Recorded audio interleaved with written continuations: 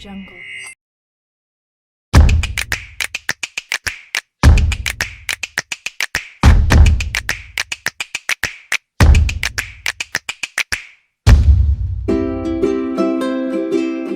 Cara membuat drop-down list bertingkat pada Excel. Saat membuat drop-down list dengan fitur data validation, ada kalanya kita ingin drop-down list untuk pilihan sel tersebut, berubah secara otomatis, menyesuaikan dengan isi data pada sel lainnya. Kasus semacam ini sering disebut dengan drop-down list bertingkat, nested drop-down list, atau list validasi bertingkat, nested list validation. Kasus ini berbeda dengan drop-down list dinamis, yang sudah kita pelajari sebelumnya. Drop-down list bertingkat Excel, sering juga disebut dengan dependent drop-down list Excel. Pada tutorial sebelumnya, saya sudah menunjukkan contoh hasil drop-down list bertingkat, yaitu 4 drop-down list. Sebetulnya seperti apa drop-down list bertingkat itu? Intinya begini, katakanlah drop-down list pertama, berisi A dan B. Sedangkan drop-down list kedua, berisi 1, 2, 3, dan 4. Ketika pengguna memilih A, pada drop-down list pertama, maka pengguna hanya bisa memilih 1 atau 2 pada drop-down list kedua. Sementara ketika pengguna memilih B, pada drop-down list pertama, maka pengguna hanya bisa memilih 3 atau 4 pada drop-down list kedua. Misalnya, kita telah membuat list validasi berupa pilihan nama-nama provinsi, kemudian kita menginginkan untuk isian nama kabupaten atau kota, drop-down listnya akan menyesuaikan dengan isian data provinsi yang telah dipilih. Begitu juga dengan isian data nama kecamatan, yang secara otomatis pilihan drop-down listnya akan menyesuaikan dengan data kabupaten yang dipilih. Untuk tujuan tersebut, Anda bisa mengikuti tutorial ini. Dalam contoh yang pertama, saya akan membuat 2 buah drop-down list bertingkat yang saling terhubung, dengan kriteria yang berbeda. Drop-down list tingkat pertama, berisi nama menu. Dan drop-down list tingkat kedua, berisi nama pilihan menu. Untuk contoh pertama ini, saya akan menggunakan fungsi if, untuk membuat drop-down list bertingkat. Sebelum membuat drop-down list, buatlah sumber data untuk list validasi tingkat pertama dan tingkat kedua, yang akan kita gunakan sebagai pilihan data untuk drop-down list. Terdapat 4 list yang akan saya gunakan, untuk filter masing-masing drop-down list. List menu, adalah drop-down list tingkat pertama. List makanan, adalah drop-down list tingkat kedua, berguna jika pada drop-down list tingkat pertama terpilih makanan. List minuman, adalah drop-down list tingkat kedua, berguna jika pada drop-down list tingkat pertama terpilih minuman. Dan list kosong, adalah drop-down list tingkat kedua, berguna jika pada drop-down list tingkat pertama tidak dipilih apapun atau sel kosong, ataupun pengguna memasukkan pilihan, selain yang ada pada list menu. Selanjutnya, beri nama rank untuk masing-masing list data yang telah kita buat. Gunakan nama rank yang mudah diingat. Cara membuat nama rank di Excel, sudah saya bahas pada tutorial sebelumnya. Pada contoh ini, rank untuk tingkat pertama, saya beri nama menu. Sedangkan untuk rank tingkat kedua, saya beri nama makanan. Dan rank tingkat kedua selanjutnya, saya beri nama minuman. Serta rank tingkat kedua berikutnya, saya beri nama list kosong.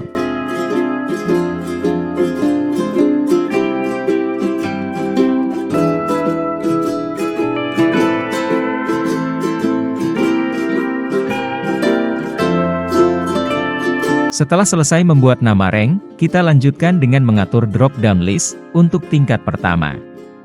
Pada contoh ini, saya terapkan pada sel B1.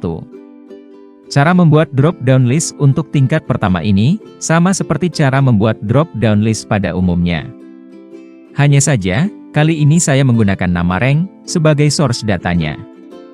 Pilih tab data pada ribbon. Pada grup Data Tools, pilih Data Validation. Ubah validation kriteria allow menjadi list. Pada form source, masukkan nama rank untuk tingkat pertama. Dalam contoh ini, menjadi sama dengan menu. Klik OK untuk melanjutkan, dan lihat hasilnya.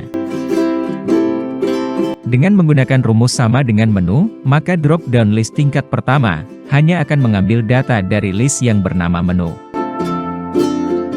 Selanjutnya, saya akan membuat drop-down list untuk tingkat kedua. Kali ini saya akan menggunakan bantuan fungsi if untuk memfilter 3 buah list tingkat kedua, makanan, minuman, dan list kosong. Seleksi sel tempat Anda menerapkan drop-down list tingkat kedua. Dalam contoh ini, adalah sel B2. Buka window data validation seperti cara sebelumnya.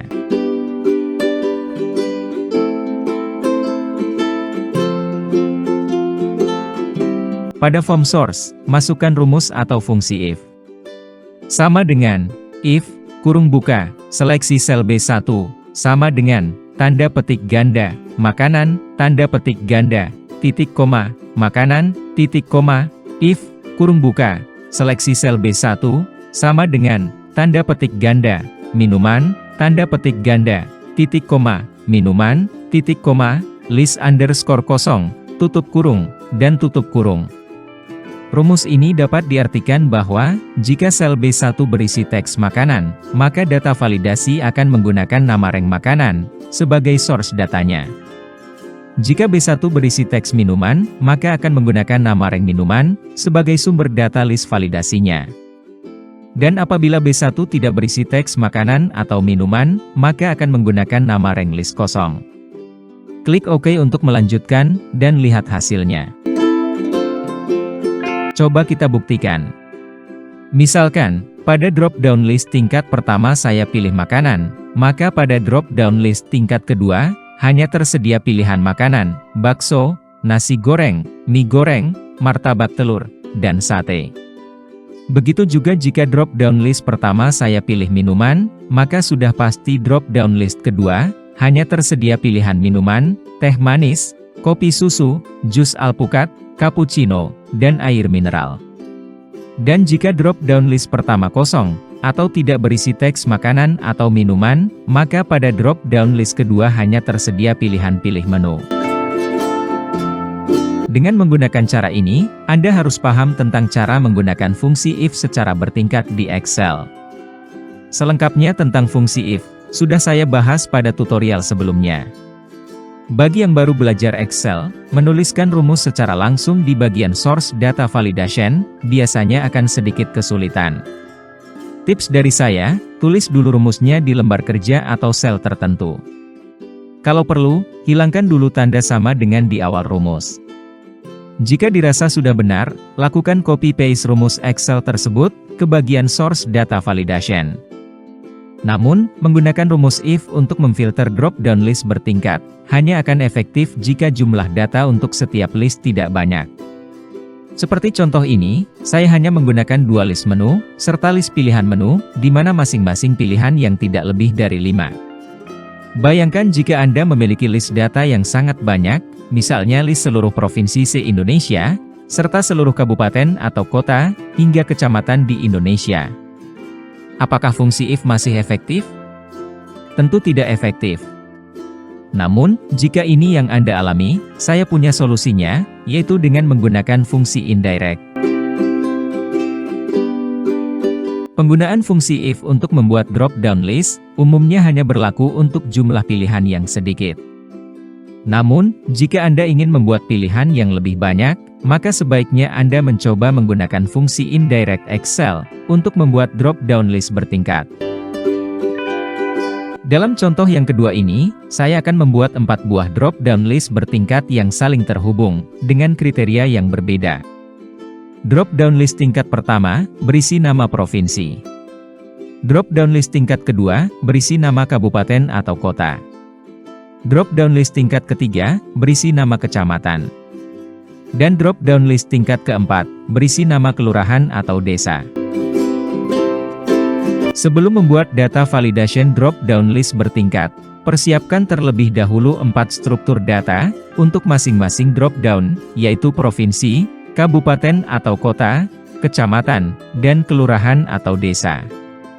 Terdapat 15 list yang akan saya gunakan, untuk filter masing-masing drop-down list, dan saya tempatkan pada sheet 2. List provinsi, adalah drop-down list tingkat pertama.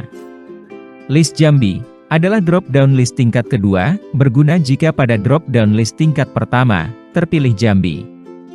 List Jakarta adalah drop-down list tingkat kedua, berguna jika pada drop-down list tingkat pertama, terpilih Jakarta. List Kota Jambi adalah drop-down list tingkat ketiga, berguna jika pada drop-down list tingkat kedua, terpilih Kota Jambi. List Kerinci adalah drop-down list tingkat ketiga, berguna jika pada drop-down list tingkat kedua, terpilih Kerinci. List Jakarta Utara adalah drop-down list tingkat ketiga, berguna jika pada drop-down list tingkat kedua, terpilih Jakarta Utara. List Jakarta Pusat adalah drop-down list tingkat ketiga, berguna jika pada drop-down list tingkat kedua, terpilih Jakarta Pusat. List Kota Baru adalah drop-down list tingkat keempat, berguna jika pada drop-down list tingkat ketiga, terpilih Kota Baru. List Telanai adalah drop-down list tingkat keempat, berguna jika pada drop-down list tingkat ketiga, terpilih Telanai. List Keliling Danau adalah drop-down list tingkat keempat, berguna jika pada drop-down list tingkat ketiga, terpilih Keliling Danau. List Danau Kerinci Barat adalah drop-down list tingkat keempat, berguna jika pada drop-down list tingkat ketiga, terpilih Danau Kerinci Barat. List Kelapa Gading adalah drop-down list tingkat keempat, berguna jika pada drop-down list tingkat ketiga, terpilih Kelapa Gading. List Tanjung Priok adalah drop-down list tingkat keempat, berguna jika pada drop-down list tingkat ketiga, terpilih Tanjung Priok. List Gambir adalah drop-down list tingkat keempat, berguna jika pada drop-down list tingkat ketiga, terpilih Gambir. Dan list Kemayoran adalah drop-down list tingkat keempat, berguna jika pada drop-down list tingkat ketiga, terpilih Kemayoran. Selanjutnya, beri nama rank untuk masing-masing list data yang telah kita buat. Gunakan nama rank yang mudah diingat. Selain membuat nama rank satu persatu seperti contoh pertama tadi, Anda bisa juga menyeleksi seluruh list data yang dibuat, lalu menggunakan Create From Selection untuk menamai masing-masing kolom pada rank tersebut. Hanya saja, jika memakai cara ini, Anda perlu menyesuaikan lagi rank data pada masing-masing nama, sebab banyak data untuk masing-masing nama, kemungkinan tidak sama. Seleksi semua sumber data pada Sheet 2. Pilih tab Formula pada Ribbon. Pada grup Definite Name, pilih Create From Selection. Pada window Create Name From Selection yang muncul, centang hanya pada bagian top row. Klik OK untuk melanjutkan. Setelah selesai membuat nama rank untuk masing-masing kolom sumber data, maka Anda akan memiliki beberapa nama rank yang bisa Anda lihat pada menu Name Manager. Setelah selesai membuat nama rank, langkah berikutnya adalah membuat drop-down list untuk tingkat pertama. Pada contoh ini, saya terapkan pada sel B1. Pilih tab Data pada Ribbon. Pada grup Data Tools, pilih Data Validation. Ubah Validation Kriteria Allow menjadi List. Pada Form Source, masukkan nama rank untuk tingkat pertama. Dalam contoh ini, menjadi sama dengan provinsi. Klik OK untuk melanjutkan, dan lihat hasilnya. Dengan menggunakan rumus sama dengan provinsi, maka drop-down list tingkat pertama, hanya akan mengambil data dari list sumber data, yang bernama provinsi. Selanjutnya, saya akan membuat drop-down list, untuk tingkat kedua. Kali ini, saya akan menggunakan bantuan fungsi indirect, untuk memfilter dua buah list tingkat kedua, Jambi dan Jakarta. Seleksi sel tempat Anda menerapkan drop-down list tingkat kedua. Buka window Data Validation seperti cara sebelumnya.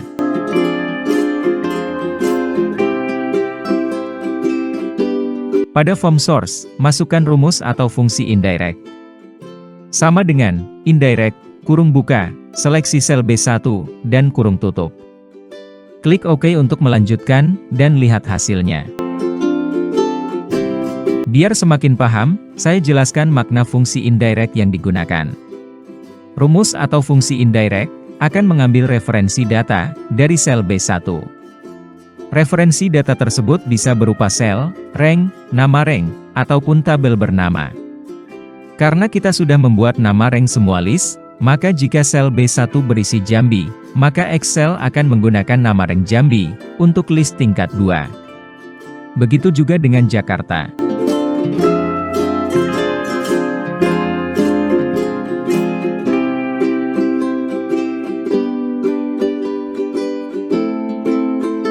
Berikutnya, saya akan membuat drop-down list untuk tingkat ketiga. Rumus atau fungsi Excel indirect, seperti yang saya gunakan pada drop-down list yang kedua tadi, berlaku jika list pilihan yang digunakan tidak mengandung spasi, atau hanya satu kata saja. Jika mengandung spasi, atau lebih dari satu kata, maka cara tadi tidak berlaku. Sebab, nama rank tidak boleh mengandung spasi. Apabila mengandung spasi, maka saat membuat nama rank dengan menggunakan cara create from selection tadi, secara otomatis, spasi tersebut akan diganti dengan garis bawah atau underscore. Lalu bagaimana solusinya? Solusinya adalah dengan menggunakan rumus yang merubah spasi dengan garis bawah tersebut. Salah satu cara yang bisa kita lakukan adalah dengan menggunakan fungsi substitute. Karena nama rank list tingkat 2, yaitu kabupaten, terdiri dari dua kata yang dipisah dengan underscore, maka saya akan menggunakan fungsi indirect dan substitute untuk drop-down list tingkat ketiga. Seleksi sel tempat Anda menerapkan drop-down list tingkat ketiga. Buka window data validation seperti cara sebelumnya.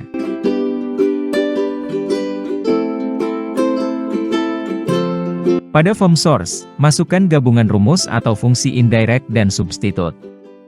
Sama dengan indirect, kurung buka, substitute, kurung buka, seleksi sel B2, titik koma, tanda petik ganda, spasi, tanda petik ganda, titik koma, tanda petik ganda, underscore, tanda petik ganda, kurung tutup, dan kurung tutup. Klik OK untuk melanjutkan, dan lihat hasilnya. Biar semakin paham, saya jelaskan makna fungsi indirect dan substitute yang digunakan.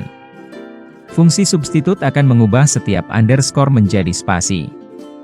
Kemudian, fungsi indirect akan mengambil referensi data, berdasarkan isi pada sel B2. Dalam contoh ini, sel B2 berisi Jakarta Utara. Sementara nama rank list tersebut adalah Jakarta underscore Utara. Kemudian, fungsi substitute akan mengubah underscore menjadi spasi.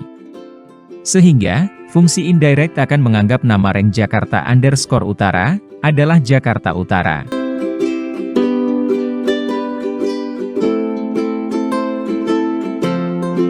Jika Anda masih penasaran, apakah fungsi indirect hanya menggunakan nama rank yang sama dengan list data tingkat di atasnya? Coba isi form source untuk drop-down list tingkat keempat menggunakan sama dengan indirect B3. Pasti drop-down list tingkat keempat, yaitu kelurahan atau desa pada sel B4, tidak akan muncul.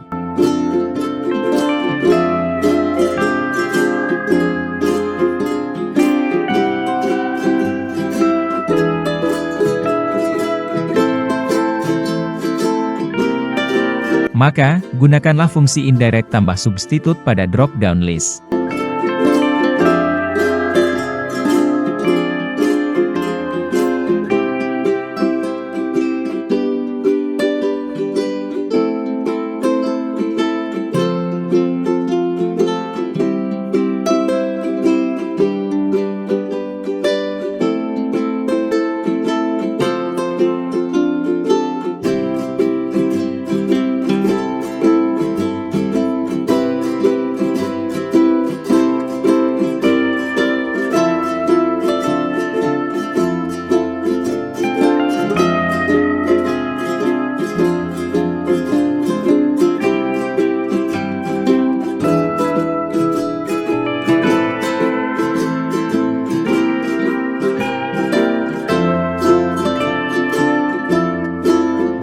Demikianlah pembahasan kita kali ini, tentang cara membuat drop-down list bertingkat pada Excel. Apabila pada tutorial kali ini ada yang belum dipahami, atau mungkin terdapat kesalahan dalam memberikan tutorial, jangan sungkan-sungkan untuk menyampaikannya pada kolom komentar yang tersedia. Terima kasih sudah mengikuti channel Tutor XY, semoga dapat menambah informasi yang bermanfaat, sampai jumpa pada tutorial lainnya.